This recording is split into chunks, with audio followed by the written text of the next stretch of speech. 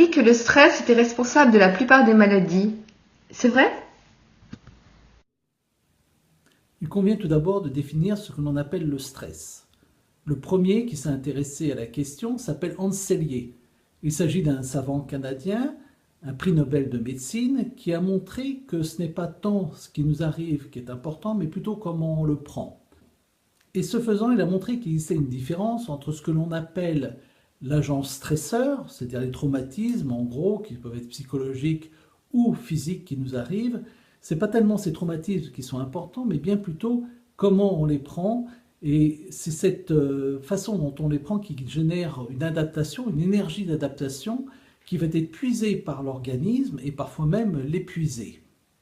Alors, Hans Selye a montré que dans ce qu'il a appelé le syndrome général d'adaptation, il y avait 3 phases, une phase d'alarme, une phase de maintien, une phase d'épuisement.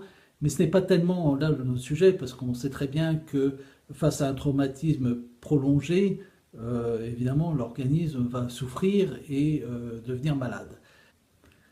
Pour répondre plus précisément à la question qui a été posée, 2 savants, l'un s'appelle Holmes, il ne s'agit pas de Sherlock Holmes, mais d'un homonyme, et un autre savant qui s'appelle Rahe.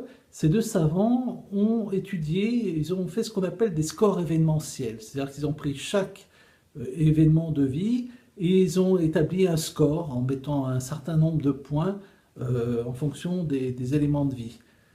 Donc, par exemple, pour le divorce, il y a un certain nombre de points, pour un décès, il y a un nombre de points également, pour un licenciement, il y a un certain nombre de points, mais aussi pour des événements qui peuvent être agréables, comme par exemple une promotion, comme par exemple un mariage, et même Noël, il y a 15 points pour Noël.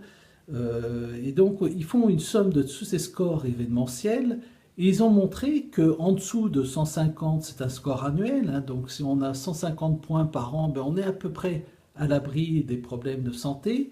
Entre 150 et 300 points, on est dans le orange, et à plus de 300 points, à ce moment-là, on est dans le rouge, et on risque de développer une vraie pathologie, une maladie, lorsque ces scores événementiels sont trop élevés. Donc ils ont mis en évidence qu'effectivement, il y avait un lien étroit entre un stress prolongé, trop d'agents stresseurs qui provoquent un stress prolongé de l'organisme et la possible survenue de certaines maladies.